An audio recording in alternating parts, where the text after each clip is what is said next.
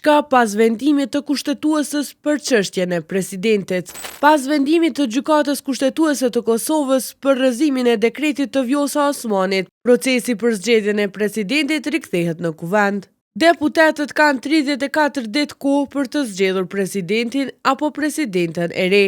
Nëse dështon ky proces, kuvendi shpërndahet automatikisht dhe vendi shkon në zgjedhje të reja brenda 45 ditësh. Pas vendimit, partitë politike kanë bërë thirrje për konsenzus. Nga lëvizjave të vendosje, Arbëria Nagafci kërkoi reflektim dhe angazhim për të shmangur krizë institucionale. Kryetari i LDK-s Lumir Abdigjiku theksoi se përgjegjësia bie mbi shumicën parlamentare dhe se zgjidhja duhet të vijë përmes marrëveshjeve politike. Ndërkaq deputeti i PDK-s Përparim Gruda u shpreh se vendimi krijon një mundësi shtesë për përmbushjen e detyrimeve kushtetuese. Vendimi rrit presionin ndaj partive politike për të arritur një marrëveshje dhe për të shmangur zgjedhje të parakohshme.